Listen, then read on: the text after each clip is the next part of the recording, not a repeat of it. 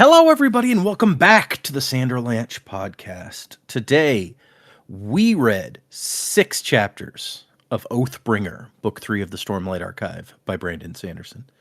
We read chapters 90 through 95, and now we're going to talk about those chapters. In those chapters, I'm gonna take it by pieces, I guess. So, Szeth comes back. Dak was very excited about this, and does some testing to join the ranks of the Skybreakers, which I thought were some pretty cool chapters. And then back in I don't say the spiritual realm, the cognitive realm, Adolin, Kaladin, Shallan, and co. They do some working out. They do some hiking. Kaladin gets a flashback, even though it's Dalinar's book, and then Dalinar gets a flashback, which makes slightly more sense. So, lots of interesting stuff. I'm Data, and with me this week is Joe and Dak. No Jamie this week. Sorry, y'all. We had to skip a week, and then we lost her, so it was sad. Not in. I mean, she's just not here this week. She's still with us, Data. Just stop what you're doing. She's fine. But yeah, okay. Let's do this thing. Hang on to something, everybody. The Sanderlanche is about to begin. Yearnings intertwined, the golden age in ashes once again. Under stirring stars, in the burning shards, kindle fragments of the falling rain. So look to the break of dawn, to the break of dawn. Stronger together now. So we're jumping into part 4 this week solidly. We had a couple chapters last time, but 6 whole chapters this time. What did you guys think of these 6 chapters? Man, Szeth being back was interesting. You know, I thought it would be charming to have Nightblood back, but I forgot how annoying Nightblood is. So it was fun, but at the same time, like, Nightblood, shut up. It's just like, and I get it. It's like a constant thing. But yeah, the Szeth stuff was really interesting. The Skybreakers kind of like doing a test for people to become Radiants in their order. Pretty interesting. I also liked the fact that, you know, the other orders aren't as organized, right, as the Skybreakers, because they haven't been formed. You know, they're not, a herald's not in charge of them, leading them around, telling them what to do, right? And so, like, the Stormfather seems to be making it very difficult on Dalinar to figure out like what his next steps are and stuff. And then the meanwhile the Skybreakers just lay it out and they're like, yeah, you do this, and then you do this, and then we'll work on this, and then this happens. And I'm like, oh, that's very clear. Thank you. I appreciate that. Yeah. Szeth's obviously, I think we kind of figured that Szeth's a pretty smart guy, so he kind of passes the test with flying colors because he's not unintelligent. The flashback was a little weird. It was almost like Brandon was like, I want a flashback here for Kaladin, but I don't want it to seem like it's actually a flashback. So we're gonna be in Kaladin's head, and he's just thinking about that time that this thing happened. And then we get the actual flashback with Dalinar, which was sad. I'll admit, I teared up at the end with his son, with Renner, and I was like, oh man, that's really sad. And then we're back in Shadesmar.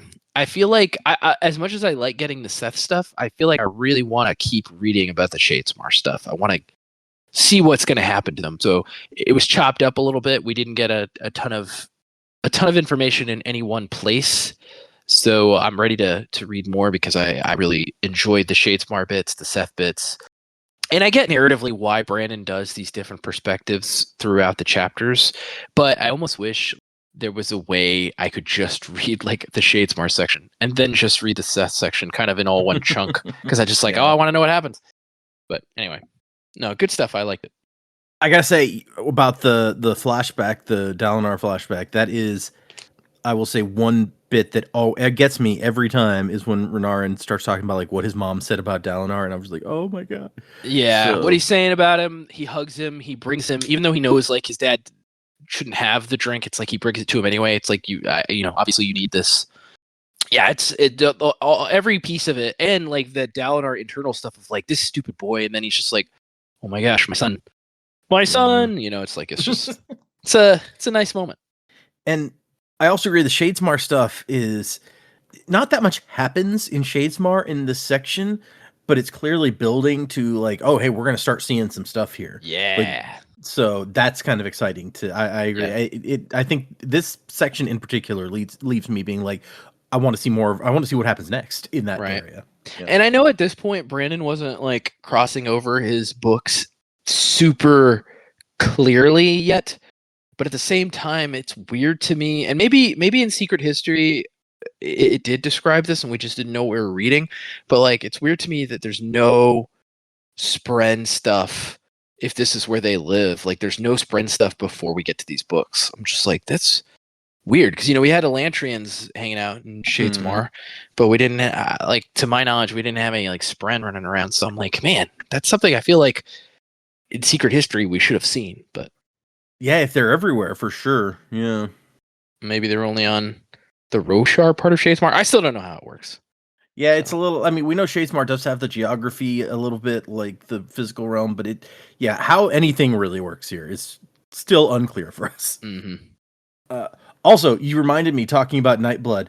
I don't know if you noticed the shirt that I was wearing when I stopped by and saw you earlier, but here I'm going to put it in our chat because I was not looking at your shirt. Let me see. I hadn't been able to show you guys this shirt before, but I've had it forever.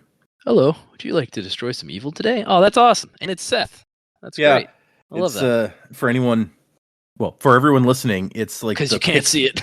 It's like the pixel art Szeth and Nightblood T-shirt that they did many years ago. Put it up on the Instagram when this episode comes out. I think you can still get it on Amazon if you're interested. But yeah, I can put it up on Instagram. Oh, sweet. I got mine not from Dragonsteel when they came out with it, but from Amazon, and the quality of the prints on the T-shirts that Amazon does is not nearly as good as what you buy directly from Dragonsteel, because it's like it starts flaking and stuff after a few washes. It's not right. Shocked to hear this. No, these chapters were really good. Yes, Szeth back. I'm happy. Nothing else could have happened, and I've been like, oh man, I'm all about this. I see Joe's point about Nightblood being annoying. I think maybe you've noticed it a bit more because like when we saw him in Warbreaker, he was with Vasha, who was telling him, "You're annoying, shut the fuck up." Whereas Szeth is kind of just like, "Hey Sword, what do you think?" So, but it's an interesting little dynamic that Szeth and Nightblood have going on. Yeah, the Skybreakers, like, they're just they're organized. They've got their shit sorted. They talk it through with their people what they're doing. It's like, well, this is refreshing, open communication, even if it is we don't know what Nail's purpose is at the moment, what they're leaning towards. It does mention he had sort of a change of heart or something at one point, because like Szeth notes, yeah, he freaked out in whatever the city in Edge Dancer was and just left me there for a while before he came back to get me. And then he pissed off again. So I thought, okay, well, at least we acknowledged it. But yeah, no, I loved it. I lapped up that section, especially when Szeth got to draw Nightblood. I'm going, oh, shit. Mm-hmm. Yeah, there's very much a... Now that this is happening, I'm just like, you really have to read Warbreaker before you read Stormlight. Otherwise, things like that, like, the full scope of what that means is going to be lost on you. So, yeah. The other bits, honestly, Shadesmar, I'm kind of just like, I'm waiting for something more to happen, and maybe... Because as Joe said, it's like this is the realm of the Spren. Where are they all? Why? Like, show me some more weird fucky stuff going on. So there doesn't seem to be as much of that as I was expecting. So I'm kind of just like, come on, this is meant to be the realm where crazy shit happens. Make with the crazy, but surely that'll be forthcoming. Maybe this is the slow burn at the start of the horror movie before the real fucky shit starts happening. And yeah, the Dalinar flashback, utterly heartbreaking. I also got a bit emotional reading that one. Just Renarin getting his dues. Maybe not for the right reasons, but god damn it, Renarin's hasn't had the easiest life, and like, even if it's for giving booze to an alcoholic, he's getting acknowledged by his father. You get the feeling this hasn't happened probably since he was born. So yeah, my heart for Renarin. Poor guy. Yeah, it's interesting because even in these flashbacks we've seen very little of Renarin. So to have him come in and have this dramatic moment, really, it does feel like a little bit cathartic, I think. Yeah. Back to the Nightblood Szeth stuff, though. Do you think that because he doesn't know Nightblood as well as we do, Szeth may be trusting Nightblood a little too much? Or, because you're right, he definitely is more open to hearing Nightblood's opinions on the stuff than Vasher ever was. Yeah. And yeah, I'm not sure what to make of that. That's probably not going to bode well for the future. Maybe he's going to draw it at the wrong time. But we just don't know really. Maybe has Nightblood learned to behave himself maybe a little bit better? Probably not. But how much does Nail know? How much did Nail tell Szeth? What was you get the feeling Nail had some other purpose in giving this sword to Szeth specifically. Because like, if Nail really wanted to use him in a certain way, he'd do it himself, right? So I want to know what his reason is for giving him to Szeth specifically, and why Szeth and not one of his other acolytes. So yeah, more questions. Yeah, it really. That's a good point that I don't know that we talked about when we saw it happen, but well, where did Nail get Nightblood from is obviously a big question. Why give it to Szeth, like you said? I mean, all the other potential Skybreakers apparently have to go through the steps and say the oaths if they want to get a blade. That's what it seems to indicate here. So why is he like, Szeth, I'm going to give you this special magic sword? Like, there must be a reason, right? Yeah. And like, part of me wants to say it's because of Seth's conviction that he would do the right thing with it, and therefore he wouldn't be tainted by the evil stuff. But I mean, at least until the events of Edge Dancer, Nail seemed to have that same conviction, so he should have been able to use it himself. Okay, because at the end of Edge Dancer, like his conviction took a massive blow to the head. So if he'd given it up after Edge Dancer, I could 100% see, he doesn't feel confident enough to use it anymore. Kind of like that period in the comics where Thor suddenly believed he was unworthy to wield the hammer, and then he couldn't. But he didn't. Nail gave up the sword before that happened. So yeah, there's some other purpose in giving it to Szeth, and Szeth specifically, and that scares me. Probably should, right? Yeah. Especially after we see what it does in the section, because it's yeah, that was fucked up. At least we know that you can use something other than breath to power Nightblood. Yeah, that's true. I assumed it was just investiture powered, so like it could use any type of investiture. That does seem to be the case. I wonder if an Elantrian could draw like an Aeon to just like act as a battery or something. Ooh, yeah, that'd be interesting. Or like just like a pool of door, like it just has like a pool inside, or I don't know. Yeah. Well, anyway, I guess let's get into these chapters, y'all.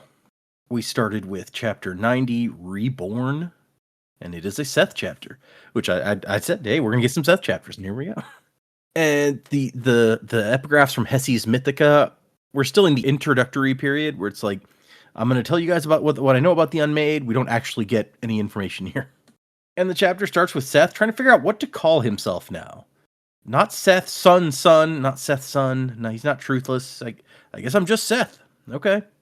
And we also find out, which we'd seen some evidence of before, that whatever Nail did to heal him, it didn't quite work all the way.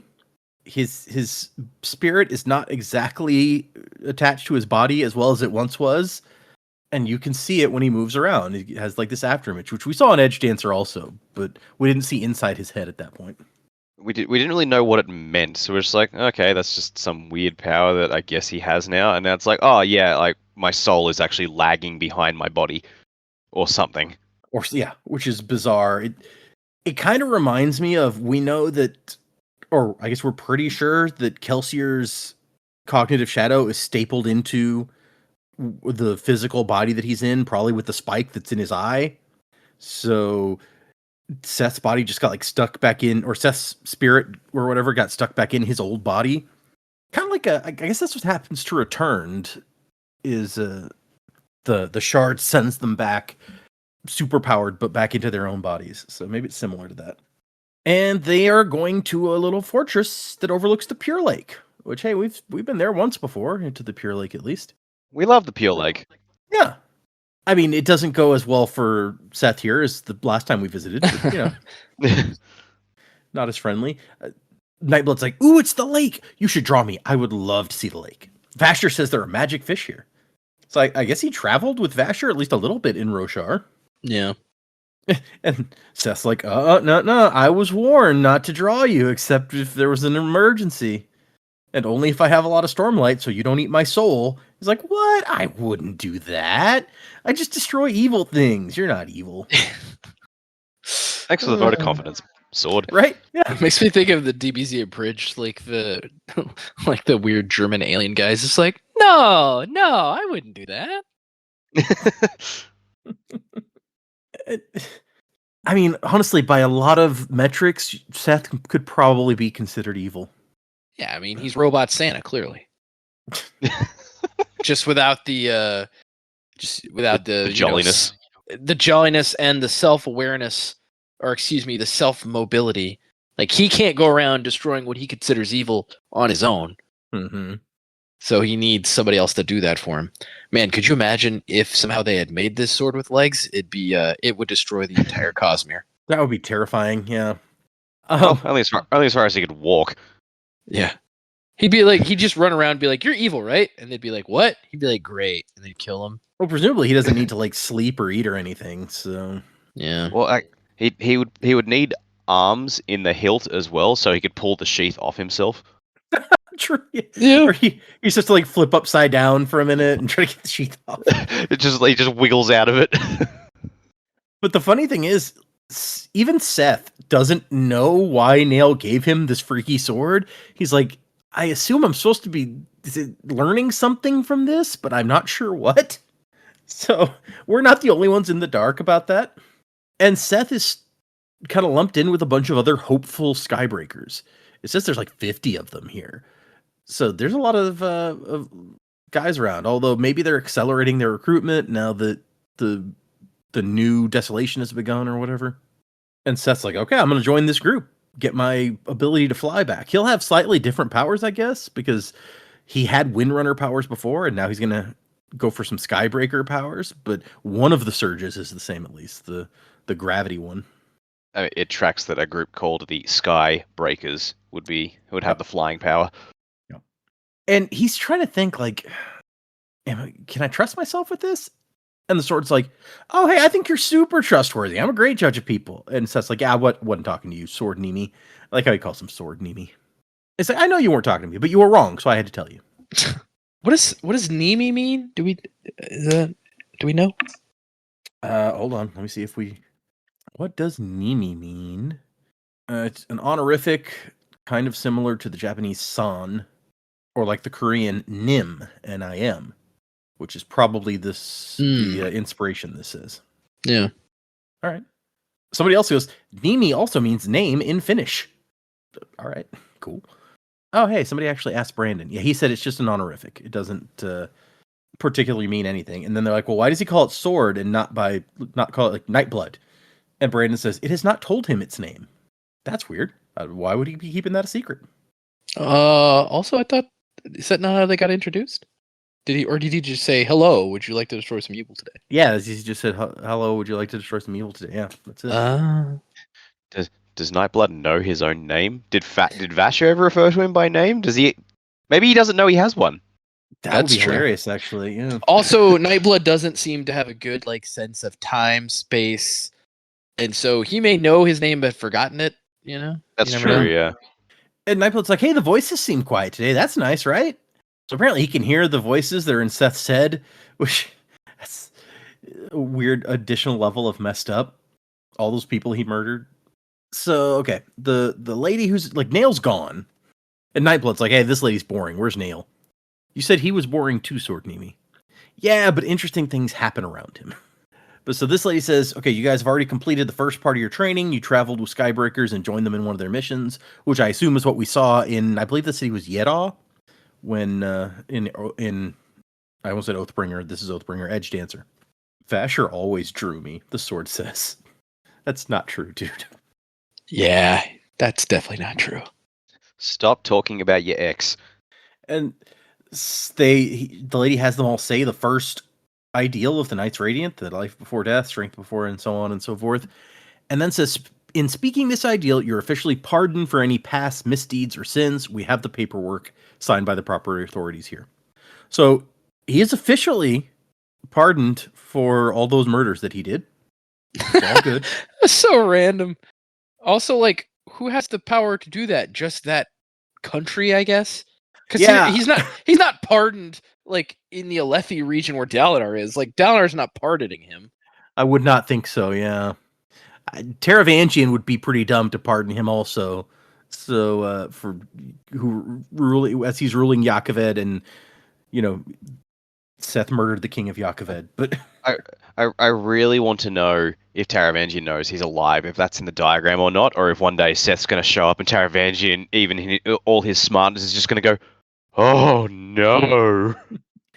That's true. Everybody that we know thinks Szeth is dead. So yeah. I feel like there's no way the diagram predicted the battle that he and Kaladin fought in the sky based on the things that we saw in the diagram.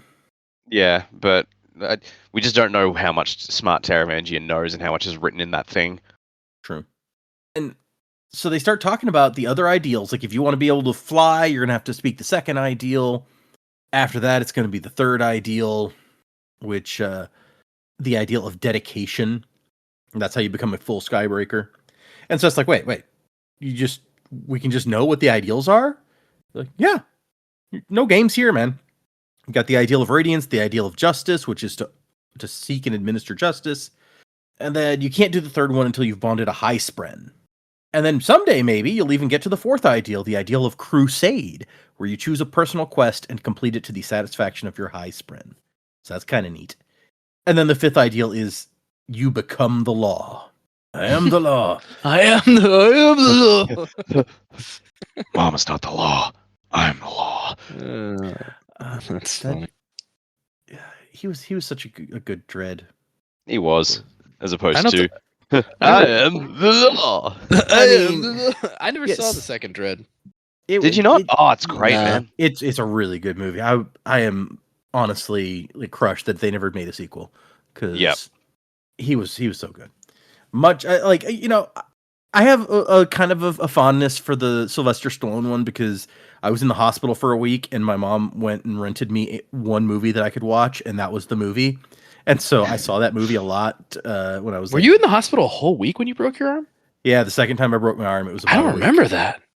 And that was like 6th grade, and I was I watched that movie like a bunch of times that week. So I have a bit of a soft spot for it. But you got to enjoy the comedy duo of Stallone and Rob Schneider.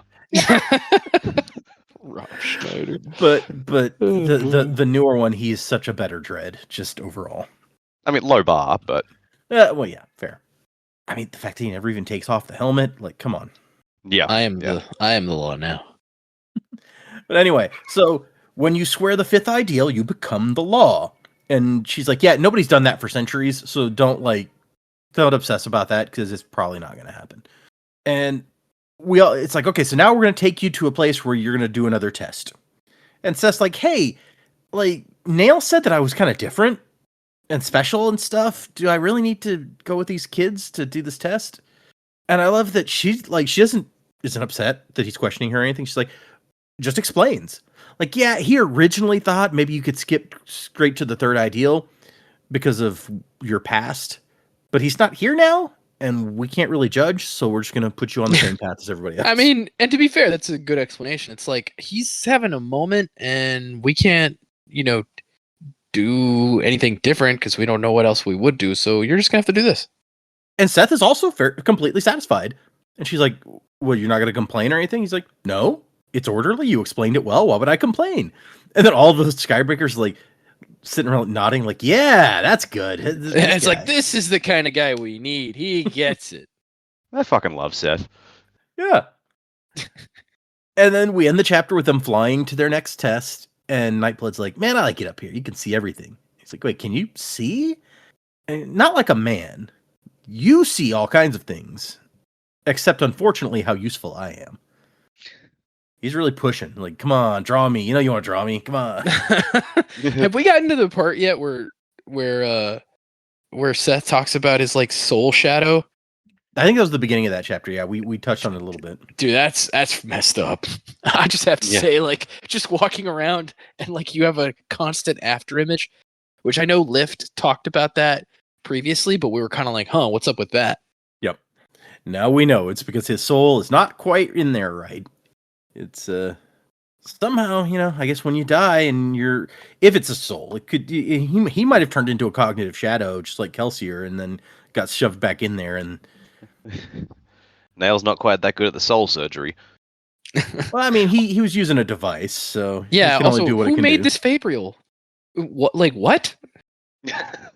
That's a good question. I think we still don't know much about who made or how they were made. The Oh, soul casters either. Like Yeah, those are that's hold still on, true. mysterious. hold on. It just like the thing that just occurred to me when you put it that way is just like, hang on a minute, is this what the fucking Fused are doing with the bodies of like the new the listeners, Parshendi? Like That's they're just not putting like vacant souls back in the bodies. That's just what Nail's doing.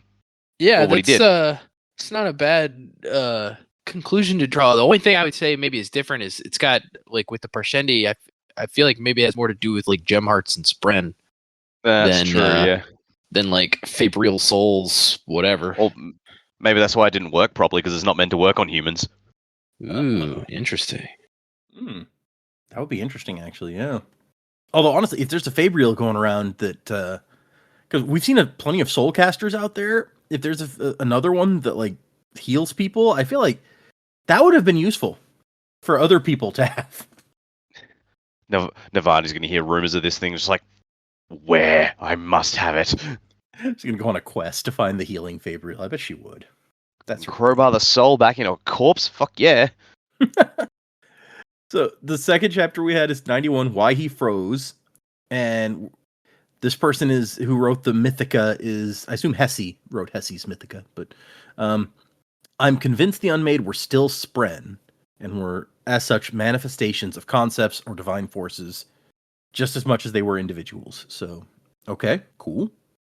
I mean, that sort of tracks for, you know, what we know of Spren. They all have personalities and motives and stuff.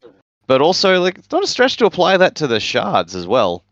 Well, and not all Spren have like personalities and stuff. The lower Spren, like, you know, a flame Spren or fear Spren. Oh, yeah, sure. But like, you know, like all the ones that bond to people have some personality. We know that quite well. So, and the Unmade are a step above them in power, so it makes sense they would be as well. But again, the shards, like, they're just like, it's literally in their names. They're manifestations of concepts.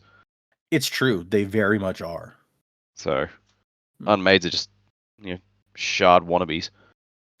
I like that way of putting it. Okay.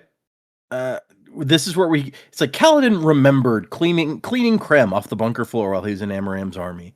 So basically they were practicing and he froze, and his sergeant Tux punished him by condemning him to scrape Krem off the whole floor. And then the sergeant comes, he's like, hey man, don't feel bad. Everyone, you know, pulls back at first, or not everyone, but it's not uncommon to freeze. That's why we practice. So you get your freezing out here, but not in the middle of a battle. It's okay to be scared. And Callan's like, I wasn't scared. That's not why.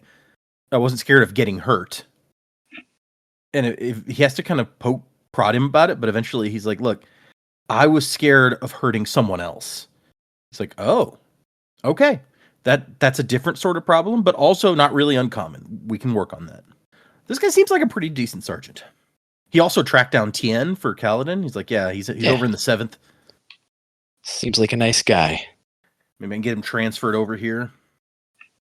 And also, he's like, hey, everybody, like, I think you're going to find that now that you've finally gotten a punishment too, that the rest of your squad's going to be a little nicer to you.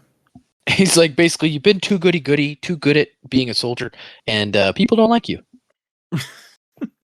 And it turns out he was exactly right. They were all nicer and more welcoming to him than they'd ever been before after he finished his punishments. So, and at the very end of that section, we get like even what he told Tux wasn't the truth.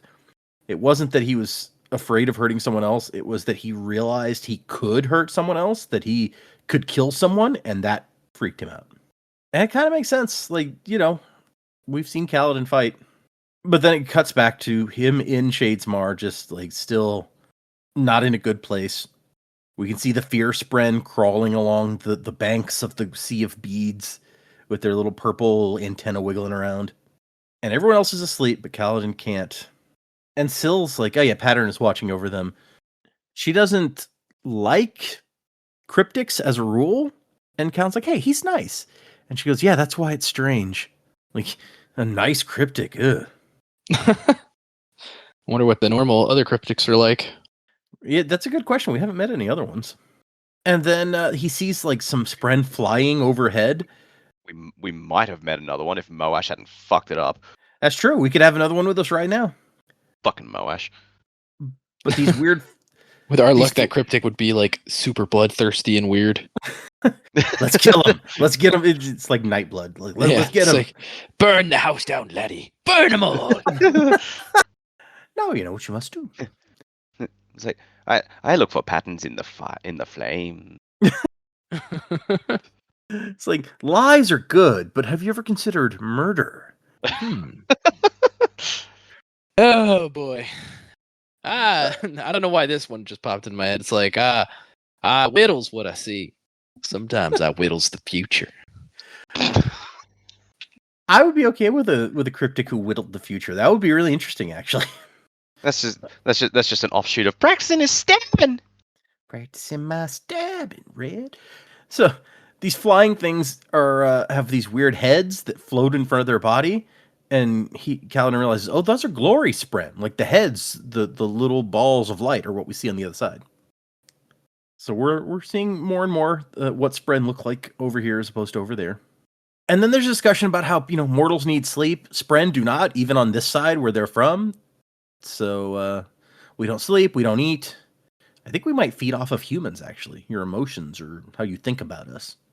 And we learn a little bit about how Syl came to Kaladin and some of her history here, which is kind of cool. So is Syl saying she's like a white vampire from Dresden Files, or what is she talking about?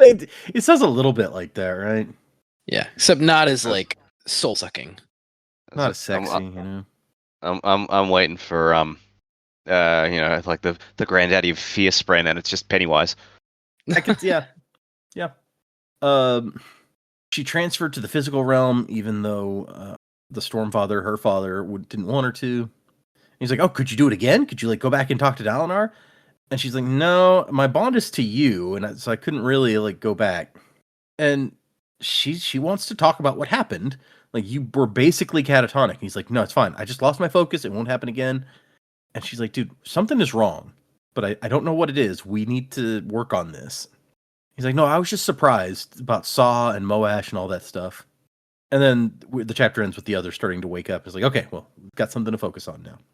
I guess it's actually the next section of them that we learn some more about Syl's history.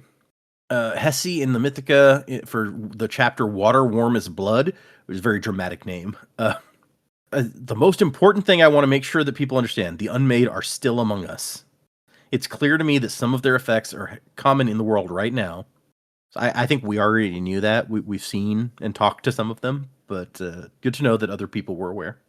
And we go for the Skybreaker test, which there's a prison on the shore of the Pure Lake, and this guy was being paid by the nearby kingdoms to keep their prisoners there for them.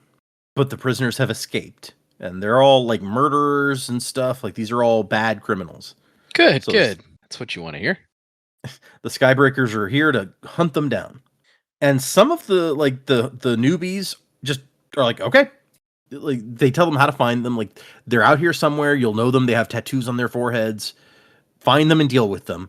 And a lot of the newbies are like, okay, they don't need any more information. They're gone. Szeth, however, is like, and a couple of the others, like, hold on. Let's ask some questions here. How did this guy know to send for us? And she's like, oh, we've been expanding our influence now that, things have changed some. The local monarchs have accepted us as a unifying martial force and given us legal authority. So that's kind of a big deal. And the report says that all of these convicts are dangerous murderers. Your task is to find the guilty and execute them. We have writs ordering their deaths. Okay. Are all those who escape guilty? Yes. Several more people leave. Szeth still is like, hold on, they're still... Why weren't they executed if they're all murderers? And it's like, yeah, there's a bunch of idealists around here. They have a weird non-violent attitude towards criminals. I don't know what's that. Non-violent. I mean, come on. Guilty until proven innocent. Am I right? But the murderers have escaped, so mercy has been withdrawn. They are to be executed, which is enough for everybody but Szeth, who's still kind of like, But eventually he's like, okay, and he kind of heads off. And Nightblood's like, oh, come on, man, you're way behind everybody. Let's go catch us a guy. And then Szeth says something that I feel like is real weird. I knew a voice like yours once, Sword Nimi. What, the whispers? No, a single one in my mind when I was young. I hope things go better this time. For me, this was like the why he became truthless. He must have been bonding to a spren in Shinovar, and because his people are like, no, that can't happen anymore. That's like why he became truthless or whatever. That would be my guess. Because what other voices would you be hearing, right? I feel like that's got to be it. That's like why because we know like he's like, no, I'm not truthless anymore because my people said this couldn't happen, but it's obviously happening. And so when he met Kaladin, that is, and so I feel like he must have been bonded to one or was in the process of doing that, and then his people were like, nope, that can't happen. You're a liar. I wonder if that was the case. Like, what kind of spren would young Szeth be bonding? He really liked the flying power, so it could have been like an honor spren or it says the Skybreakers do high spren. These are the two that can fly, so I guess it could have been one of those. But there's 10 possibilities. Okay, sorry. Also, I mean, it's also interesting. It's all tied up into truth, and what's the cryptic's whole thing is lies. So, also true. Yeah, Szeth as a Lightweaver might have been interesting. But anyway, so Seth's heading out here to look for one of these prisoners, and Nightblood's like, "One, come on, be more ambitious." And this is where Seth's like, "Look, I don't know why he gave you to me," and Nightblood's like, "Well, because you need help. I'm good at helping." He said I was never to let you leave my presence. Seems more like a burden than an aid. Did Nin, Sun God, give you to me so I could practice resisting your encouragements? Or because he thought I was just as bloodthirsty as you? And Nightblood's like, well, I'm not bloodthirsty, I just want to be useful. And then I love when the Nightblood starts questioning Szeth's past. It's like, but you killed a bunch of people, right? And Szeth's like, well, I was sworn to obey. And Nightblood's like, by a magic rock. Like when even Nightblood is like, come on, man. He also doesn't really have a leg to stand on. It's like, oh really? The magic rock told you to obey, yeah, and now the magic sword is telling me to kill. Yeah, right. Eerily similar, maybe. I don't know. Yeah. I mean, the rock never literally told him anything, but makes it even worse, really, for Nightblood. But Nightblood actually, I feel like, makes some good points here, which I didn't expect from him. Where he's like, but you're supposed to pick a path to follow. What if you just pick the wrong one? Wouldn't you maybe just like kill people you don't want to kill again? Why not just find evil and destroy it? And he's like, okay, so what is evil, Sword Nimi? Like, I'm sure you can spot it. You seem smart. But Szeth pretty quickly finds one of the guys hiding in like a tangle of trees and stuff. And the guy tries to kill Szeth. He has an improvised dagger, it says. And the sword's like, finally! All right, here's what you do. Fight him and win. Thank you so much, Nightblood. Very helpful. And actually, I feel like, given what an amazing fighter Szeth is, like, this didn't go as well as I expected it to. Like, he kind of takes some hits and almost gets stabbed. Well, he's so used to using his lashings and stuff. Like, it's like he has to completely reinvent his fighting style. And I like at one point he goes down and into the water, and Nightblood's like, "This isn't winning. Come on, do what I told you." But fortunately, this guy is pretty scrawny and weak, so Szeth does get the upper hand on him. And eventually, he uses Nightblood. He doesn't draw him. He beats the guy up with the sheath. It says he hits the guy in the back with a sickening crunch, and the guy falls down into the lake. And Nightblood's like, "I guess that's okay. You should have just used me in the first place." And Szeth pulls the guy out of the water to question him. And apparently he's like broken his back. The guy's like, "I can't feel my arms and legs," which, geez, that sucks. But what Szeth wants to know is, did anyone else help you escape? And the guy's like, "No, why would you ask that?" "Wait, yes, who do you want me to say helped us? I'll say whatever you want." Wow, messed up. You're right. "We shouldn't have killed the guard. I just wanted to see the sun again." And Szeth just drops the guy back in the water to drown, which is real fucked up, honestly. And Nightblood calls him out on it, like, that was mean. And he's like, it's better than feeding him to a great shell. That's what happens to criminals around here. They'd make him wrestle the hog. And Nightblood mentions, like, Vivenna used to tell me that cruelty is only for men, as is mercy. Only we can choose one or the other, and beasts cannot. And Seth's like, wait, you count yourself as a man? Like, no. But sometimes she talked like she did. And then he talks about Shishara after she made him and had arguments with Vasher. And Seth's like, Shishara? That sounds like Shalash. Huh. Who we just recently talked about Shalash, I think. So that's interesting, too. Remind me? I was confused during that part. Well, I mean, Shishara, we know that's Vasher's wife who helped make Nightblood. But Shalash... Oh, yeah, that I know, yeah. Shalash is one of the heralds, and you guys theorize that she might be the one that was destroying art. Because... Oh. Well, then it probably wouldn't... Well, no, yeah, so it couldn't be... It couldn't be both of those things, because she's dead. Honestly, I don't think Shishara sounds that much like Shalash in the first place. They're a little bit similar, sure, but Yeah, I think Szeth is just like clutching at straws of what he knows. I think it's just a quinky dink. And Szeth says he's not going to go look for any more. He only had to find one. He's now going to test and learn some more important facts, like how smelly convicts are. And he goes, "Yeah, actually, that is part of the secret." And he goes up and looks at the jail where they were being kept, and basically it is a nasty, horrible place. There was only one guard guarding all these guys, and they're living like in cells, no light, basically just squalor. And so he turns around and he goes back and says to the guy who was in charge, "Did you really just have one guard for all the prisoners?" And dude's like, "Who are you to question me? A Shin stonewalker? Go back to your stupid grass and dead trees." Rude. Right? Oh man, you shouldn't have done that. And he says, like, these men were mistreated, locked in darkness, not given enough food. What happened to all that money you were being given to administrate this facility? I don't have to listen to this. And he turns toward the Skybreaker lady, and he's like, "Do you have a writ for the execution of this guy?" And she goes, "Yeah, that's the first one we got." And he's like, "What?" He starts freaking out. Yeah, as you would. It's like, wait, Yeah. what? It's like, yeah, man, you gonna die now. You done fucked up. And he pulls Nightblood. He draws him, which a bunch of things happen at once. There's a rushing sound, like 1,000 screams, a wave of power. The colors around him start to deepen and grow more vibrant. Yeah, so this is cool, not weird at all. Normal Yeah, sword wielding. Did we see Nightblood get drawn in Warbreaker? I know we came across the aftermath of it quite a lot. A few times, I think. I think Vasher did it 2 or 3 times.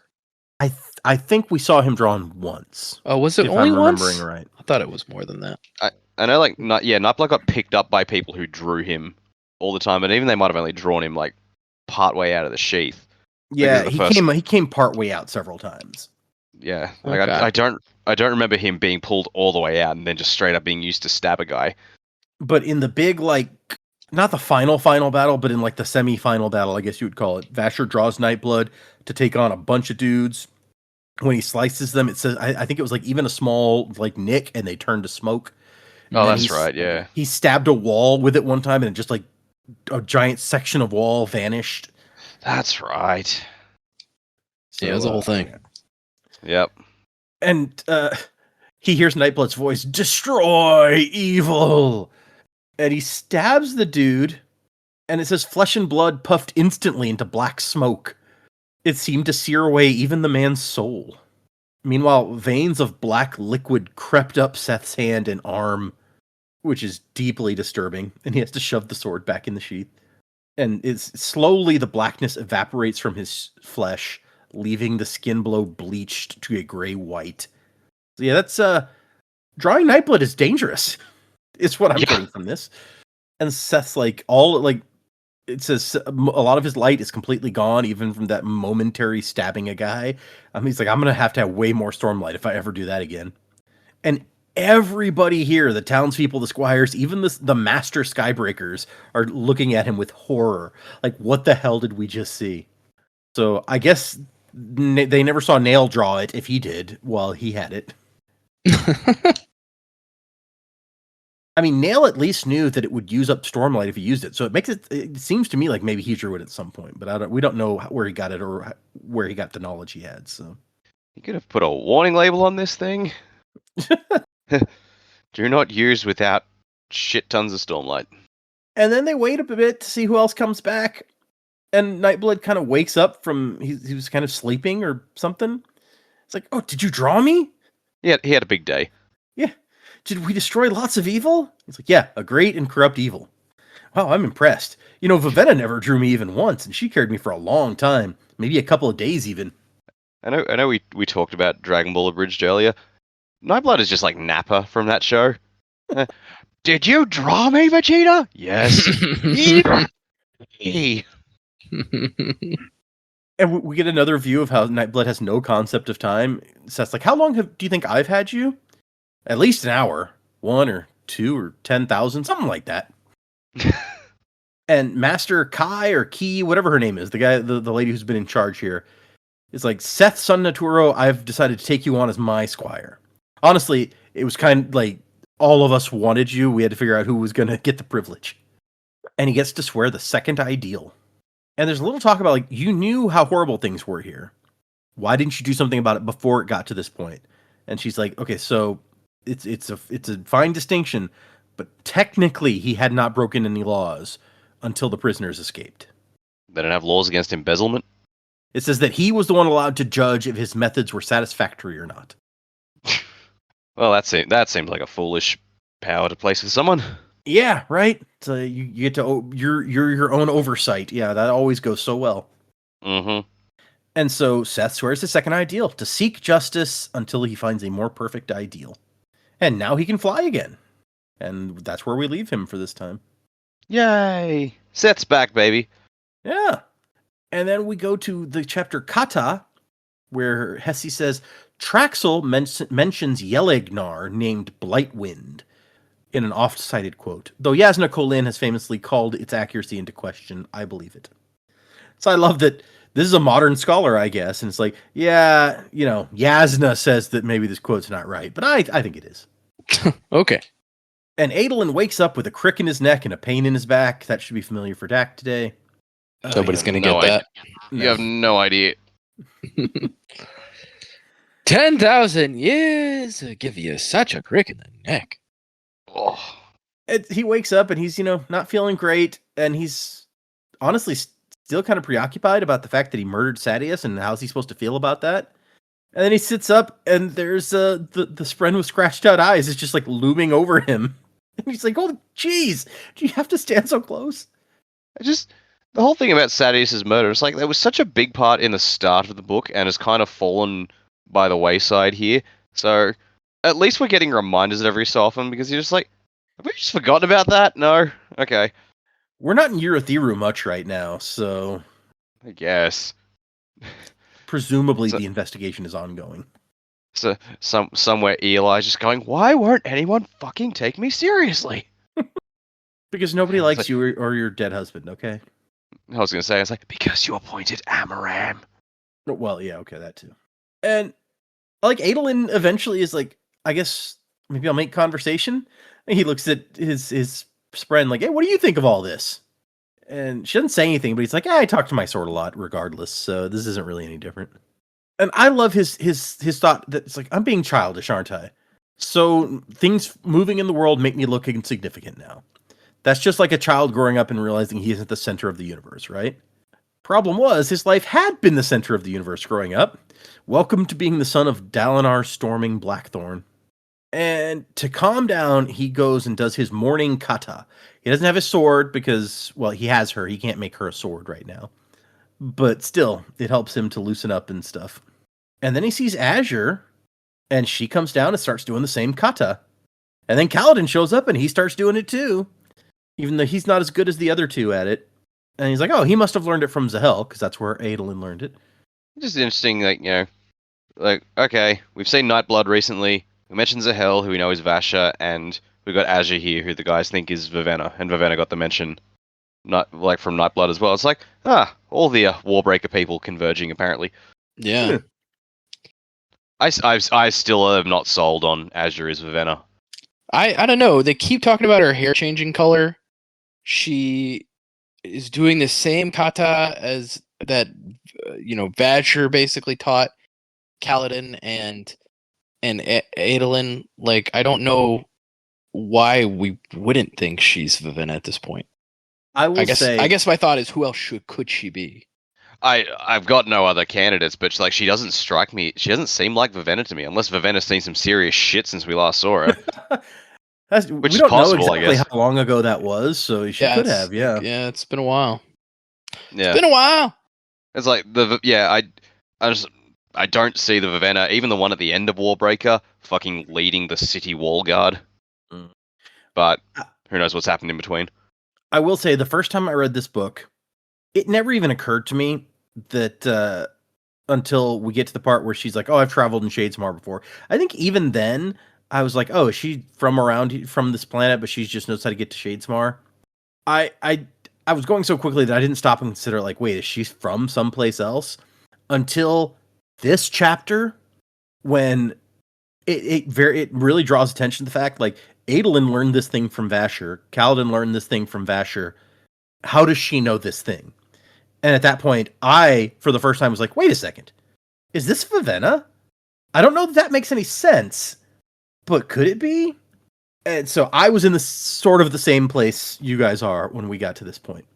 Yeah, I mean, I guess, like, to me, what would be all these things are pointing to she knows Vasher. What would be the point of having a tertiary character that we don't know from Warbreaker? Who knows Vasher if it's not Vivenna? Like, what would be the point of introducing that character? I guess. Hmm. Could be like Because Jules. I guess, but we know Brandon, like, reuses characters, right? Even, like, he had that short story that he then put her in the Lost Metal. Like, it doesn't make sense to me that he wouldn't reuse Vivenna if he's already reused Vasher and Nightblood, and now we have this other person who knows Vasher. Yeah, she says she learned this kata from her sword master, so yeah, I guess that tracks. Mainly because Vasher is just an antisocial bastard. It's like, who else would get close enough to him to learn? How many people does he know? He's so antisocial. Even in this place, he's like, yeah, I don't like messing around with the other monks. I like doing my own thing. Yeah. It's like, oh, great. Yeah. Now I got to train this kid too. Great. Well, and on Roshar, women wouldn't even be allowed to learn the sword. So, yeah, that's true. The fact that she's like, yeah, I learned this from my sword master. Yeah, they've already made a big deal about that. Yeah. I mean, yeah, we already assumed she's from Nalthus because of all the color stuff she was on about. But yeah. And then Azure's like, yeah, whatever. Like, they're weird about women. I don't really care. One way or the other, if they want to call me a man. I mean, maybe it's just a really common, like, kata on Nalthus, and so Vasher would be the only one that could teach Adolin and Kaladin, and somebody else from there might have picked it up anywhere. We don't know. But I don't see it, especially because they also keep drawing attention to her hair changing, which we know. Yeah. There's only two characters that we've read about that can do that, and one of them is married to Susabron. I mean, presumably Vasher and any of the returned could do it because we find out that he can change what he looks like. But that's true. I forget about that. I don't know. They keep drawing attention to the hair specifically, though. Yeah, that's fair. You're not wrong. Yeah. And so after Shallan calls him, like, what are you guys dancing? Even though she knows exactly what it is because Adolin has shown her this same kata. They decide they're going to evaluate their supplies real quick. They got some gemstones, a little bit of Stormlight left, not a whole lot of food or water for that matter. Like, we've got 3 canteens, but 2 of them are pretty close to empty at this point, so... And Azure says, last time I crossed Shadesmar, it took 4 weeks, so that's not great. And Kaladin is like, well, we're going to go back to the city through the Oath Gate, right? Like, they need us. We can't just leave them. And everyone's like, dude, like, that's not a good idea. I mean, the city is done, dude. And Azure says there's another way, because Syl calls out, like, they're not going to... The Spren are corrupted. They're not going to let us through. Or Pattern, I guess, says that. The Spren of the Oathgate are bad now, Pattern says. And Azure says that there's another way between the realms. I've used it. I'm from a faraway land. I came to Roshar by crossing this place, Shadesmar. But why? I came chasing someone, a friend, a criminal. So, all right. And she says that she's not even really a soldier. She just, in Kolinar, saw that somebody needed to do the job and no one else was stepping up to do it. So, and there's the cultivation's perpendicularity is at the Horn-Eater Peaks. That's the way between realms. So, though I don't know, just the way this was said, are all the perpendicularities created by cultivation? Is that what we're to understand? Or is it she specifically saying the one for cultivation that goes to this Roshar area is here? I mean, it sounds to me like this is specifically cultivations. Like this perpendicularity at the Horn-Eater Peaks is the one that belongs to her. That's the way I read it, at least. Yeah, that's what I thought as well. It's like all this, like they all have on their worlds a location of their power, because that's why when Kaladin fucked up the atium growing in the rifts of Hathsin, like that was ruin spot because that's where his body was. That was the atium, and then the Well of Ascension was preservation specifically. And so cultivations is at the peaks. She says there's supposed to be another one, but it's unpredictable and randomly appears in different places. So my guides warned against trying to hunt it down. So what? I guess we know that Honor and Odium are both around here somewhere. That could be one of theirs. Well, the moving one and like the Stormfather is, like basically what's left of the concentration of Honor's power. That would explain it moving with the high storms. Oh, that's true. Yeah. So maybe Honors makes the most sense there. That's a good point. Unless he's dead and his perpendicularity went with him. So, Hmm. Oh no, even like on fucking Cell, like Devotion, Dominion were both dead, but we saw Hoyd jump into a perpendicularity. Yep. So we saw him jump into that pool near Elantris. We saw them dump another guy in there, honestly, and just kind of like evaporated or whatever. That's right. So it shouldn't matter if the shard is dead and splintered. There was one in Sixth of the Dusk on the Pachi Island too, and there was no shard there. No, but we know that was Autonomy seeding the place, so... Oh, yeah. Autonomy had a version of herself there, so, yeah. So, anyway, that's... If we can get... It's always a pool. I wonder if there's a reason for that. But that's the only surefire way to cross over is we go to the Horn-Eater Peaks, hundreds of miles from here. And they're like, okay, like, Adolin stops, like, okay, this raises a question, actually. So, that's the soul of my shard blade. Syl is Kaladin's, Pattern is Shalon's. But you have a sword on your belt that we thought was a shard blade. Are you a Knight Radiant? No. So you're a Herald then. She's like, what? No. Aren't those like gods or something? No. I'm just a woman who has been constantly out of her league since adolescence, trust me. That at least sounds like Vivenna. I could see that, actually, yeah. She says she can't summon or dismiss hers here because her blade is flawed. She's a handy weapon, but a pale copy of what you carry. And so apparently on this side, there are Spren who sail ships all around, in and out of cities on this side. And I love it. Callan's like, wait, you guys have cities? And Syl's like, well, yeah, where did you think we lived? Light Spren like to sail all over, peddling goods, trading with other Spren. You're supposed to watch out for cryptics. And Pattern goes, yeah, we're very famous. I love Pattern. That's great. And Adolin's like, okay, but can we soul cast some supplies? And Shalon just goes, I don't think that would work. Like, if I change an object's soul here, it'll change in the physical realm. And Azure says, now you got to make it to like a port city. There are humans that live on the other side, and there's access to food and water at the cities. And you can trade with that stormlight you have. Maybe we can buy passage to the peaks. And Kaladin is upset that we're not going back to Alethkar right now. And then something bad happens. There's a sound, a lot of sounds actually, a screech that sounds like steel grinding against steel. And Kaladin's like, what is that? And she's like, you remember when we talked about we need to not attract the wrong kind of Spren?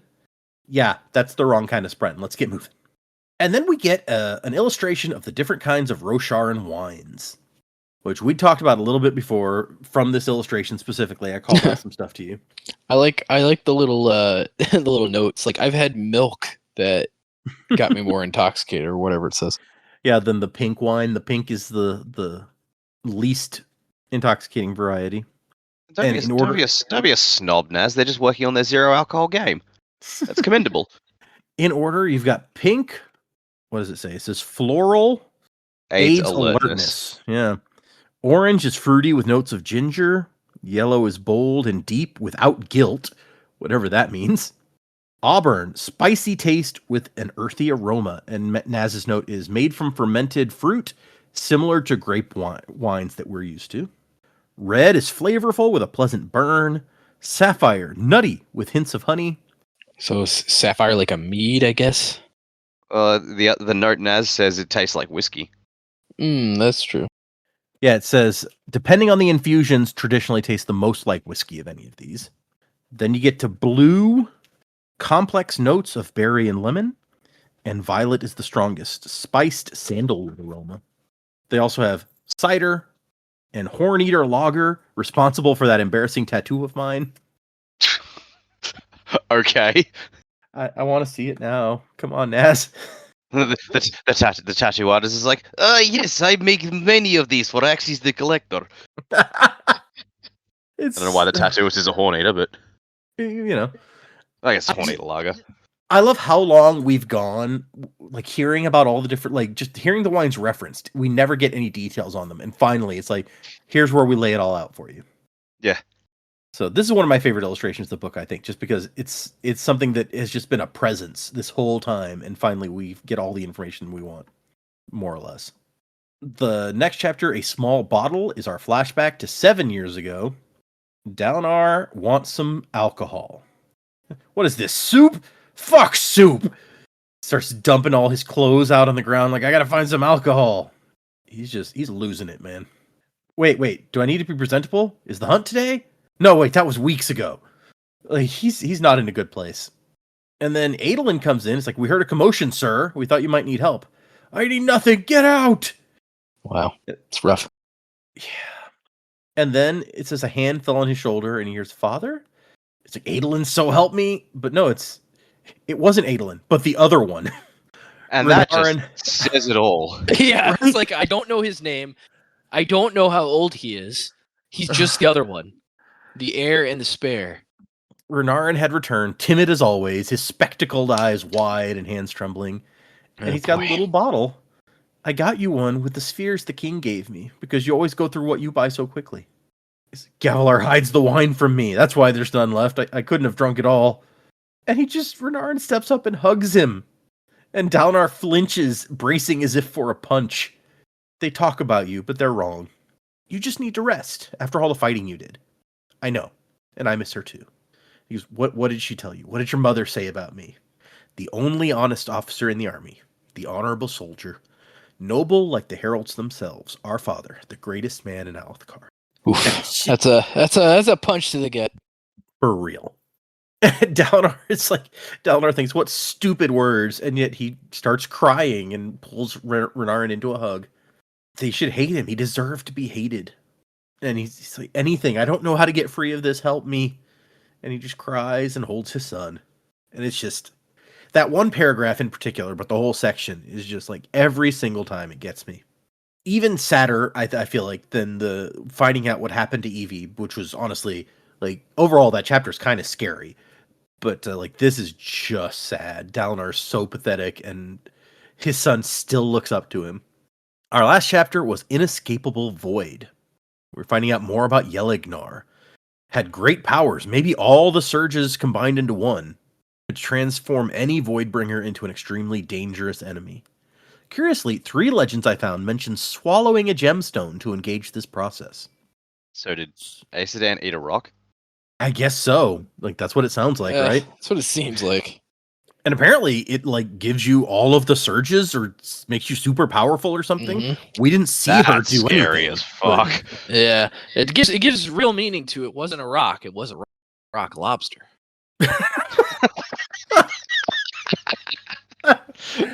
Oh, man. Okay.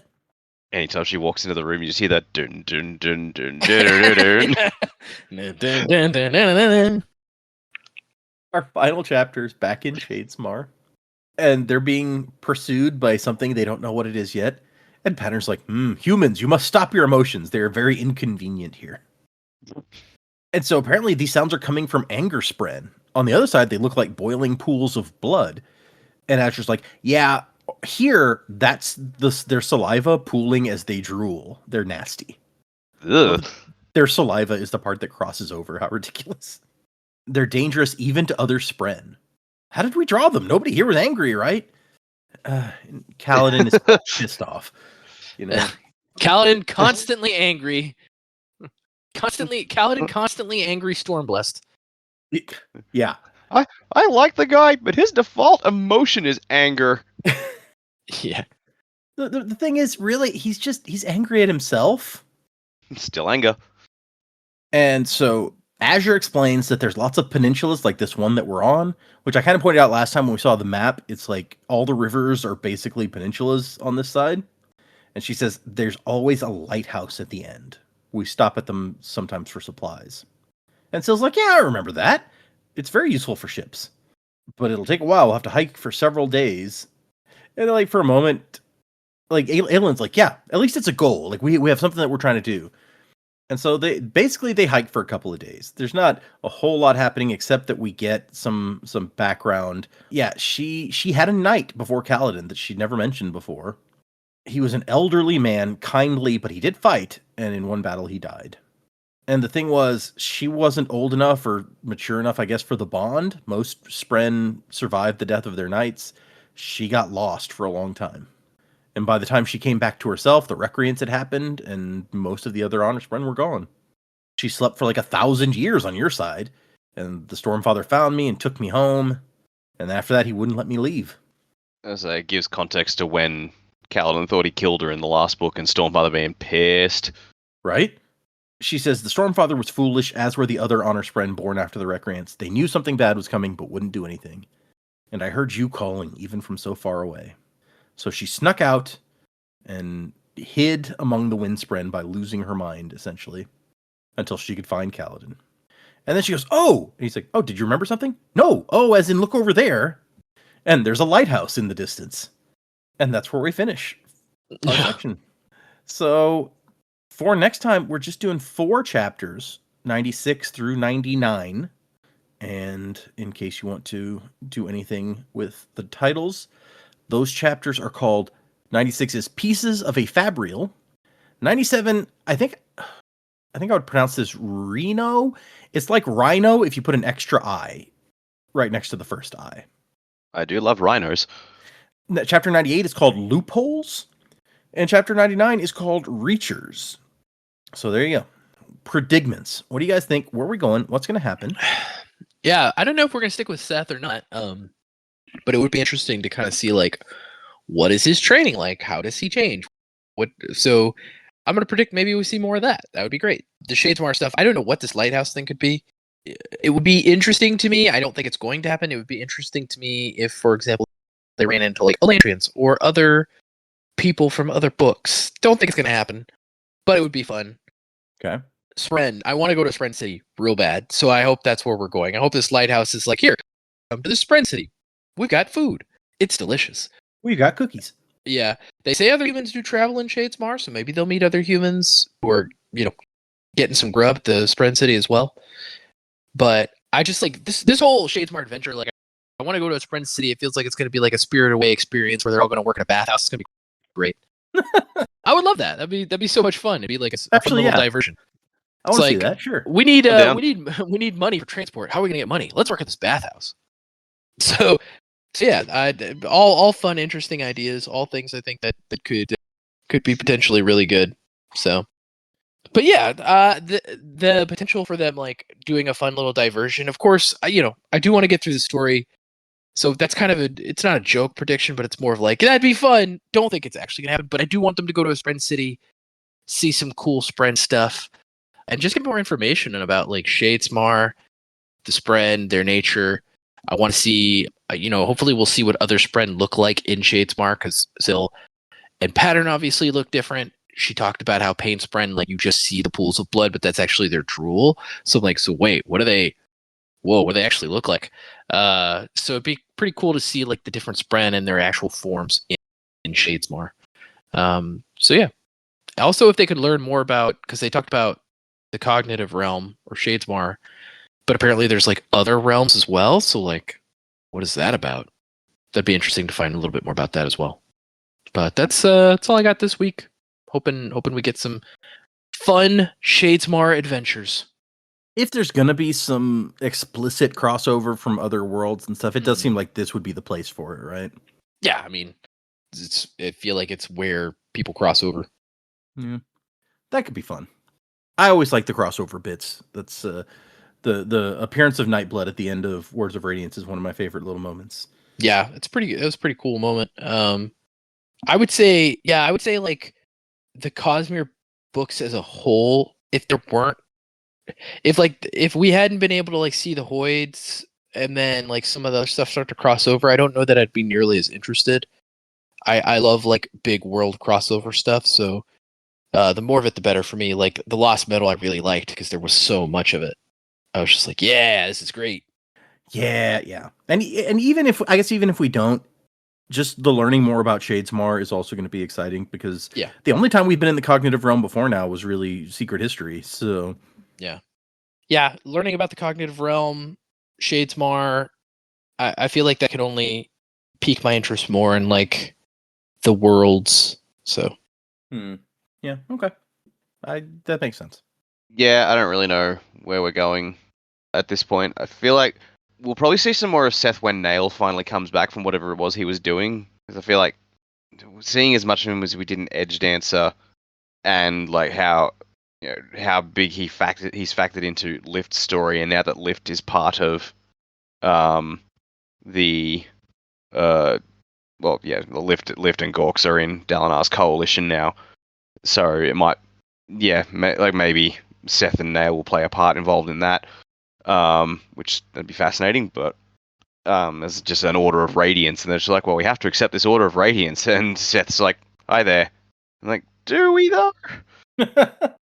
Yeah, no, I agree. I'm chomping at the bit to see more of just like what Shadesmar is like, what happens in there on the regular that our protagonist will then find and discover. Yes, Spren City. I want to meet the people who are crazy enough to live over on this side and what their life is like.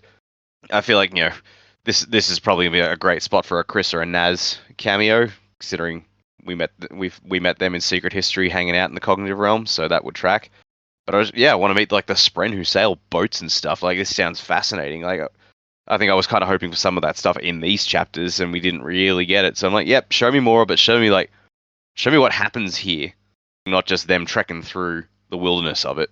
So yeah. I don't really have much as to what's going on here. I just want to enjoy it at this point.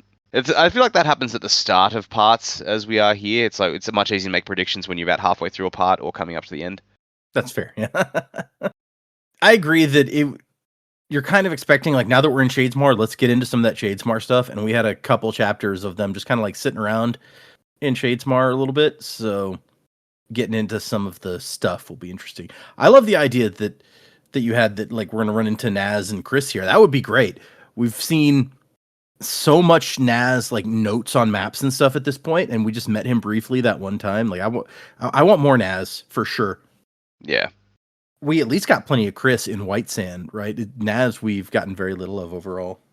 I think Naz we've only seen in person in Secret History, but we've just gotten all his notes and stuff, and that broadsheet story in Era 2. Oh yeah. But Chris she showed up in Era 2 as well in the flesh briefly. Oh yeah, she did. Yeah. Also, was Naz part of Allomancer Jack? Am I remembering that correctly? It was the story. It wasn't the Allomancer Jack story. It was the lady who was like new Allomancer Jack or whatever, but she was gonna have her own. She's like having some kind of like stories, love triangle or something with Naz or something like that. I don't remember. She had a weird love-hate thing going on with Naz. Yeah, where like. They loved each other, but he stole the thing and was running off. It was a thing. Yeah, I can't remember her name. Her name was Nikki Savage. Is the like adventure version of her name. Her actual name is like Nicelle Sauvage, something like that. Yeah, I was for some reason I had Ziggy in my head. I was like, no, not Ziggy Stardust. That's something else. Yeah, that's a different individual. But Nikki Savage is who the guy who's illustrated a lot of the maps and things. Isaac Stewart for Brandon. He's gonna I think he's going to be the first person other than Brandon to write a Cosmere Oh, that's right. Yeah. story, and it's going to be about Nikki Savage. Yeah, I think they talked about that at that one convention I went to. I vaguely remember that. Yeah. Yeah, it's You going guys to told us about be. it. I wonder when that's coming out, because that was like 2022 when they were talking about that. Yeah, even at last year's convention, it was still just like something they were talking about. So I don't know. Yeah. Oh, it's not. It's now going to be called Book of Nails, formerly called Boatload of Mummies. I think Boatload of Mummies is a way better name than Book of Nails. Yeah. A Book of Nails? Oh, okay. Yay. Boatload of Mummies. That sounds awesome. Yeah, is Nail going to be in the Boatload of Nails? Because, I'd rather, like I said, I'd rather see a boatload of mummies. Sounds great. The most recent thing in the wiki is as of September 2022, the first draft of the novel was complete. So that's been a little while. okay. Yeah, that's 3 years, man. It's a long time. Anyway, Maybe like for every edit they have to make of like every new draft, Brandon has to vet it and just like can't do any retcons in here, yeah, I mean, even accidental ones. I imagine he will be watching that very closely. Yeah. Yeah. All right, let's move into some emails, and we have 2 new patrons. We got a bunch of emails, and I'll pick a couple of them for us to do that. So our first email this time is from Matthew, and it says Shallan's powers versus mental health. Hey, Sanderlanche crew. I was listening to your discussion about Shallan's personality/identity issues and had some thoughts. The way I've always pictured Shallan's personality struggles is she's using her light weaving to express identity variations, but the two are independent of one another. So she has like this multiple personality thing going on and emerging kind of more and more over time. And when she uses her light weaving, it allows one of these other personalities to sort of take the wheel. It's not that the two are related, but they do, like, having both of them makes it function in a different way. It's essentially what he's saying, I think. I don't know about that. I feel like there's some like internal monologue inside Shallan that kind of basically makes that not make sense. But some of the details that he puts in here are kind of a little bit spoilery, so I won't go into too much of that. But basically, he's like, I've always believed that Shallan has evolved over time to where, like, Shallan dissociates from reality sometimes, but she still needs to do stuff. So, like, Veil and Radiant do the stuff for her. In Words of Radiance, she simply stares into nothing when Pattern is trying to get her to remember something from her past. So I guess we're saying that as opposed to just staring into nothing now, she's gradually becoming more functional, but in like a dysfunctional way. Interesting possibility. Also, you mentioned wondering the extent of Stormlight healing. I will remind you that Stormlight healing can exist independently of conscious effort, like Kaladin did when he'd been left out in the High Storm. So even if Shallan got that bolt through a different part of her brain, it's likely that she would have been able to heal regardless. I remember he was like unconscious for parts of it, but I don't know. I think his body was still like using the Stormlight, even if he wasn't specifically doing it, like saying, "Hey, heal, body." Because I think that's what the guy's saying. Yeah, right. But what I'm saying is, I don't know if your brain can't send signals. I don't know that is the same I see thing. what you're saying. Okay, that's true. Yeah, that's like point. Your brain, whether you're conscious or not, if you have like an injury or pain, your brain is still sending those signals. Yeah, that's a good point. Sorry for the long email, but as a Lightweaver myself, Shallan is a character I love to discuss the nuances of. Thanks for the pod. A Lightweaver, wannabe Dustbringer, Matthew. P.S. Since I've been listening to the pod, I finished undergrad and am now halfway through grad school and have officially started teaching an English class at my university. So thanks for giving me something to listen to while I grade and lesson prep. Crab at thee. Well, good on you, man. Yeah. Crab at thee, man. Crab's boy, I say. It's a long road going through your whole graduate degree. So good job. Oh, I thought you were going to say it's a long road. I thought you were going to make a Star Trek reference there for some reason. It's like, why is he doing that? Totally relevant to this moment. Yep. Okay, this next one is from Kendall, who says, catching up. Hello, Centerlands crew. I just finished reading everything Cosmere in May and immediately went to reread, but settled for your podcast instead. Just kidding. I've loved being able to live vicariously through Dak, Jamie, and Joe, and being able to catch up on some things I missed the first time around. I can't believe how much you guys are able to predict so early on, and I've even filtered through old Discord messages a few times to see if everyone was as amazed as me. I just finished listening to your read of Elantris, and I'm very excited to get to Emperor's Soul, as that's probably the best short story I've ever read, and I may even reread it alongside you guys. Thanks for the years you put into doing this now, as it has kept my Cosmere journey alive and well.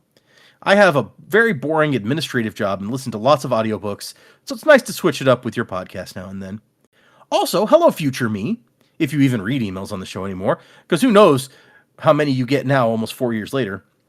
I'll probably email again when I finish, which could be anywhere from a few months to a year, since I listen to 1.5 to 2 times speed, depending on my attention level, and it's already taken months. Now, I have a few predicaments of what's to come in the podcast. Oh boy. There are now Radiant rankings for 5-star ratings. We have talked about needing to find something that we can do a Radiant thing for, but we'll I don't know. We'll have to figure that out. Number 2, Joe loves Spook and now speaks only in street slang. Nope. Incorrect. Number 3, you guys had something to say on the speed I listen to. I get easily distracted and actually am able to lock in better when it's faster. Oh, we did mention that at some point. That's like, man, it must be tough listening faster. Yeah, especially because I feel like I have trouble sometimes modulating the speed of my speech. There will be times when I talk slow, and then other times where I'm talking pretty fast. So I feel like that would be hard to listen. That's honestly why I don't listen to podcasts at higher speeds. I've tried it, and it always is like, wait, what did they say? And then I have to go back, and I'm like, I should just listen to this at normal speed. Fair, yeah. I've never even tried it at higher speed, honestly, so I don't know. Maybe I would enjoy it. Yeah. It just makes people sound strange to me. Yeah, that's true. I can always detect when, like, they put Friends on TBS or something, and they speed it up a little bit so they can fit more commercials in. Nickelodeon's worse. They all sound like chipmunks. It's ridiculous. Yeah, it bugs me. Even if they just speed it up a little bit, I'm like, oh no, I hate it.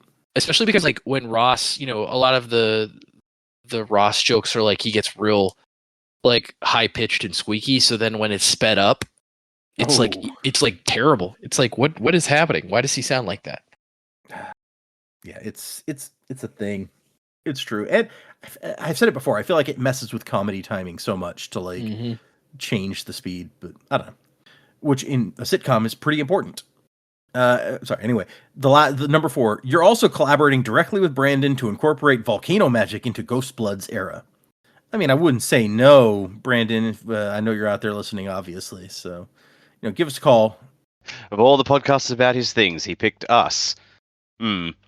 Why not? Obviously, all of those are true, so can't wait to see that come to fruition. Sorry, I did not intend for the email to be so long. I'll just end with, you guys are doing such a great job working through these thick books. Can't wait to listen to even more. Wasing to the time of next, Kendall. That's kind of stuff we haven't talked about in a long time. Richard, the thick book. Thick books? Yeah. Yeah. Good old Richard. Good old Richard. This one is called Arklo, the Not Inquisitor. Hi, D's and J. Zach here. Just finished Edge Dancer, and I want to share my thoughts on Arklo, the name of the sleepless in that. At first, I believed he was a surge binder. Then, as the audiobooks described the holes, I guess the holes that are made from his things moving around, I was so effing sure he was Marsh. Anyway, as a Sparker, Marsh? Anyways, as a Sparker. I don't understand that sentence, honestly. I'm sorry. On another note, I realized today that I'm less than 20 episodes away from being caught up. I would like to ask y'all about a different author with a different take on their overarching book connections. And I refer, of course, to Mr. Christopher Paolini. Paolini? Is that how you say his name? No. That guy, yeah. It says, The Inheritance Cycle, a quadrilogy, was my first fantasy series, and I've read those too much. My question is, have you heard of these books? And if you've read them, what are your thoughts? The Inheritance Cycle, I have heard of. I have not read. I haven't read any of his books. Not the dragon books he started with, nor those. No, I haven't either. In fact, I honestly thought that the Inheritance Cycle was the Aragon series, but I guess I was wrong. Oh, maybe it is. It is, actually, yes. Aragon is the first book in the Inheritance Cycle. Okay, there you go. I that's how little I know about it. I thought they were two separate things. Yeah. No, I have not read those. I was like, I've had an idle interest, but haven't really made the time. And it's probably, it's my fault more than the person I'm about to reference, but I'll tell you a story about why I haven't read those books. So the first of those books came out, I think, when I was in high school, maybe middle school. I can't remember. But I had a friend who was like super into it because he's like, yeah, this guy wrote this book when he was 16 and it's so good. And I was like, it just sounded super pretentious. And as a late middle schooler or early high schooler, I was like, that's stupid. I'm not reading those. So like I made that judgment then, and I just never I've never wanted to read them. Also, again, this is literally judging a book by its cover. I was never a fan of the artwork on the cover of the first one, and I was like, I don't really want to read that. Yeah, So, don't judge a book by its cover, but you're gonna do it. Yeah, and like I said, that's my fault. It's not anybody else's fault. Yeah. I'm sure they're good. I've never had an interest in reading them. It's one of those that I'm like, I'll probably get around to it someday. But It's one of those, like, they've always been in the back of my head, but then there are other series that have also in the back of my head, which I think I'm more motivated to. Like, you know, here's a fantasy faux pas for you. I am trying to, like, I haven't picked it up yet, but I'm just like, I need to pick up the Robin Hobb books. I haven't done those yet, which I know is like that is a that's one of the big fantasy. It is. Like, Yep. Checklist ones. She was So I'm at like, Dragonsteel last year. really Yeah. neat. I don't know if she will be this year, but it was a big thing when people talking about it. Oh, it would be, She was yeah. going to be there. Yeah. I read the original Farseer trilogy before like she's written a bunch of other books in that universe, I guess, before she'd written any of those other ones, when it was just, hey, this trilogy is so amazing, you should read it. Like early 2000s or whatever, I read that, and I thought they were fine. When it was actually not long after I read them that she came out with like the next one or two books in that would have been like 2008 or something, maybe, I don't know. And I was like, I liked them, not enough to continue into another trilogy of them. So those are the only ones I've read. Not bad, but yeah, that's fair. But definitely probably something, yeah. If when you get the opportunity, you should totally read at some point, since it's just part of the zeitgeist of the fantasy genre at this point. Yeah, and you know, sometimes it doesn't work out. Like I've spoken before about I picked up the Wheel of Time, and I did not get.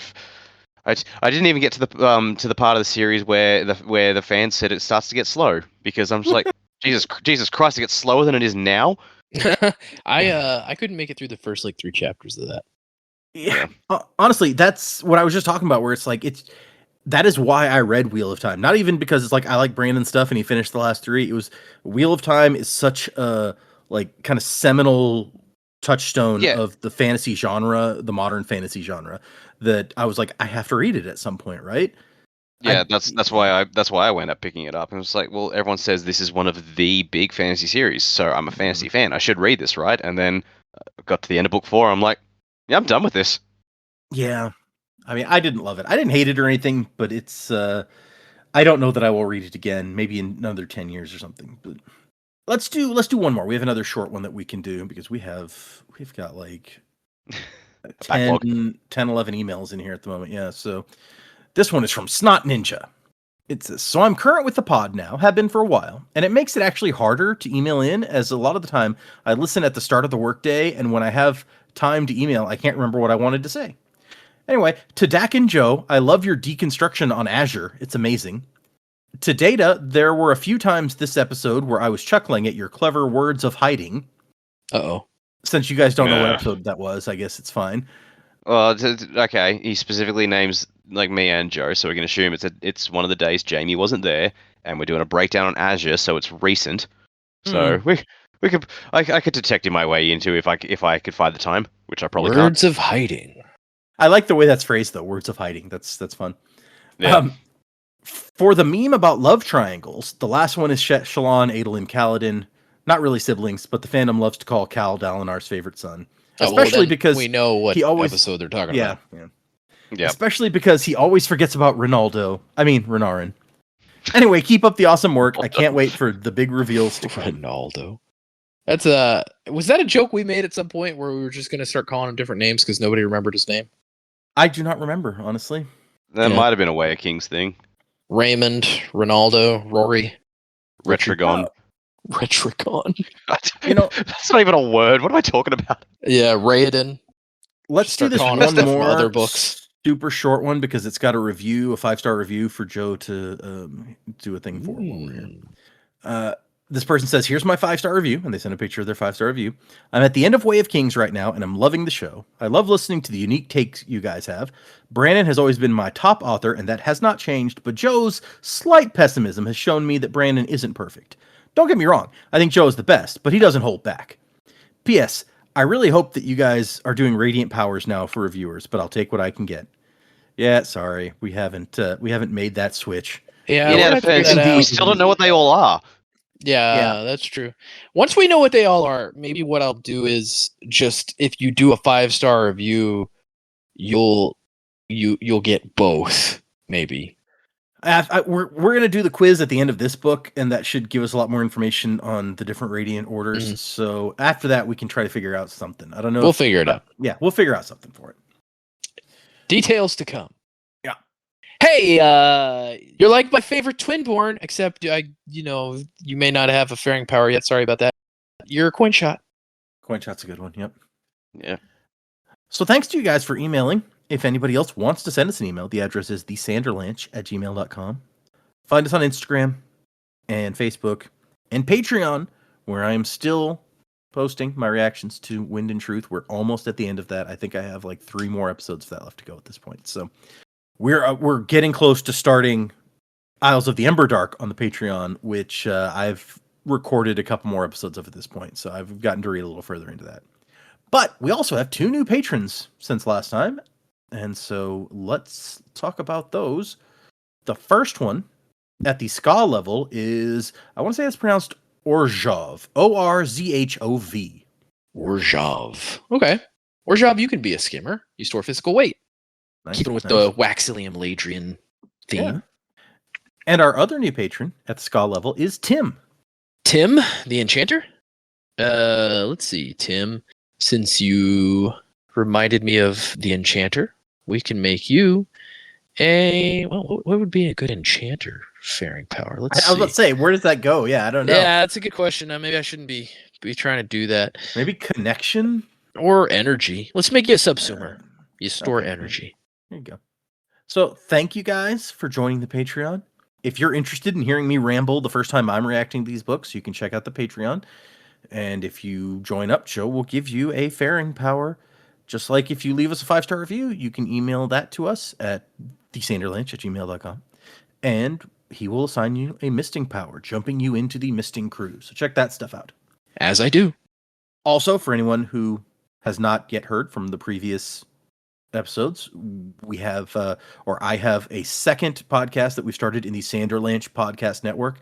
So if you're a fan of the Dungeon Crawler Carl books, you can check out Don't Gaslight Me, Jesus, the new podcast that we're doing there. I think the first 4 episodes are up at this point, and or the first 3. And if you listen to one of the more recent ones, you can hear an email from Joe. That's right, because I'm not on the show. So if you don't like me, you're in luck. So check that out if you like that show, or if you like those books. If you like that show, that's also good. Yeah. But and Dak, you had something new come out. Did you want to mention? So yes, I mentioned before the X-Men, the audio drama I've been working on. Recently had a new episode drop wherein we brought in Mojo, the biggest X-Men villain of them all in size, if not in scope. Very, very, very. I don't want to say controversial because I don't think he really is, but he's definitely you either really love him or you really hate him villain. So Yeah. The guy in charge of the show, honestly, he never wanted to do Mojo, but was convinced by a few people. And then he's when I said, "Hey, I'll write that episode," he was more than happy to say, "Yeah, fucking take it away from me." But then I wrote the episode, and then he said, "All right, I never thought I would say this, but between the script that you wrote and the guy we had voicing him, I've become a fan of Mojo." I'm like, "Yes, we won!" Wow, look at you. So, people can enjoy that, and it hasn't actually dropped yet, but it will have dropped by this time tomorrow for us. So by the time this episode comes out, it will have dropped.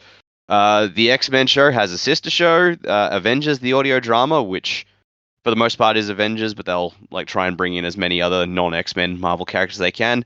They came to me and said, "Hey, we've liked the stuff you've written for the X-Men show. Would you like to write just sort of a spotlight episode for us on on a character that isn't really due to appear in the Avengers show, who doesn't actually become a member of the Avengers?" And I've gone, I'm interested. what would you like me to do? And they're just like, honestly, we're happy for you, whatever the fuck you want. I'm like, okay. So, and I knew probably who the most in-demand character for that would be, so I wrote a Daredevil episode for them, which is dropping, Daredevil Roulette. So by the time this episode comes out, it will have come out. So if you look for Avengers, the audio drama on YouTube or any of your podcast feeds, that will be there. And if I may toot my own horn for a bit, I think it's one of the better scripts that I've written. Very nice. You know they must really appreciate your writing when they're like, we want you to do something for us. Whatever you think will be good. We trust you. Yeah. I was like, oh wow, it was very gratifying. I was like, well, I'm doing something right. Yeah, exactly. When we recorded this last Tuesday for the Dungeon Crawler Carl show, Mike mentioned that he did a voice. Yes, he's in the episode. And so we're like, oh, you want to like, give that a little pop on here and encourage people to check it out. And he's like, I don't know. You know what? For Dak's sake, yeah, let me he deserves it. And I was like, okay, there you go. Yeah. No, he often will help proofread my scripts when I get just to make sure I haven't completely fucked the thing up. And he actually got a co-write credit on the Mojo episode because, like, Mojo is a weird and ridiculous character, and Mike has the uncanny ability to take, like over the top comedy and push it even further towards the line. But so I believe that, yeah. Because I had one bit where, it cuts back from a previous scene, and Mojo's about to send the X-Men into their death battle arena because that's what he does, and he opens up by yelling "Previously on X-Men," like as in the cartoon, and I thought this is fucking shameless. I don't know if I'm going to get away from this. And then Mike proofread and it's gone, you know what you could do? What? Have theme music as they walk into the arena, and it's the cartoon theme song. I'm like, oh my god, we could totally do that. I love this. This is great.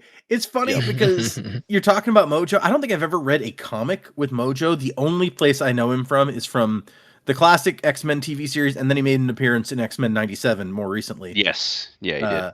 So that's the Mojo that I know. I don't know how reflective of the comics that is, quite honestly. Look, it's fairly accurate. There are bits and pieces where it goes a bit darker, and I did try and incorporate a bit of that into the script as well. But yeah, Mojo's an odd character. Whatever your opinion on him, he's fun as fuck to write because I could just put the most unhinged shit in his mouth, and it was perfectly in character. That I believe. Yeah, that makes sense. Yep. So yes, check that out on YouTube, y'all. Both of those shows, if you want to. Beyond that, just remember we are doing 4 chapters for next time. That's chapters 96 through 99. If you're following along, read those. That's what we'll be reading. At least I certainly hope that's what the rest of the gang is going to be reading, because that's what I'm going to be reading. But no, honestly, it was gonna pick up Frugal Wizard instead, just to fuck with my head. I'm just gonna start reading Wheel of Time, and I'll just talk about that on the show. Feel free to read Wheel of Time if you really want to, Joe. I will not. We'll just have to cut you off when you start talking about it. And Rand, wasn't it funny when Rand and Matt did this thing and we're like, yeah, okay. And it became less funny when they repeated what they did 50 fucking times and talked about it all the time. I think I actually messaged, I can't remember if it was to you or to Chris when I was reading it, but like got to one bit where 2 characters met and they're just like, oh, I think I've met you before. I think I've met you before too. And I think it might have been you. I messaged just like, great, can't wait to hear them talk about that conversation and repeat those exact same words another 50 fucking times. I don't remember that, but it could be. It's been a while now since you were reading those, and yeah, so who knows? But yeah, it's like no wonder the books are so fucking big. They repeat the same dialogue endlessly. And yeah, you're right. You didn't even get close to like the slog, as it's called. So yeah. I don't blame you necessarily. Anyway, 4 chapters for next time. Music by Miracle of Sound, and Wasing to the Time of Next. Colo, P.S. Fasher. Crab at thee. Corona's wide, supernovas die, fractured in the fateful fall of man. Feel the heart raging of a strength unseen. Unity will bring the upper hand. So look to the break of dawn, to the break of dawn.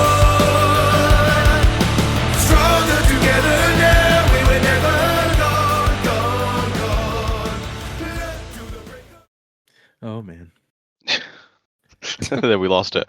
Wow. We Yeah, I was like, lost. We her. lost it. Like, wait a We second, that did? sounded bad. I don't want somebody to take the wrong thing from that. But also, Yeah. it's like we lost her, but I'm still here because like I just don't give a shit. Zach's got nothing better to do. I don't need to grieve. Oh boy. I just put that on the same level. It's like we had to skip a week and then somebody died. But what are you gonna do? You know? Yeah. Oh god. But the show must go on. She went to Shadesmar, or like I'm calling it, the Shadow Realm. No, these- it's just like Yami Yugi every time. Who's Yami? If you're gonna pick a Yami Yugi in this book, who's Yami Yugi? Oh man. Like I feel like I have to go with like Dalinar, but it's like but Dalinar's like actually Yugi. Yami Yugi is like the Stormfather. Yeah. Oh, I could see that.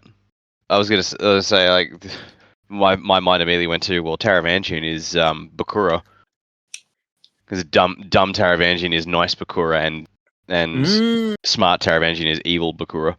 I like that actually. Yeah, that's. I did a meme for the Instagram one time about how Marsh is Bakura, but yeah, I like this idea. Mm-hmm.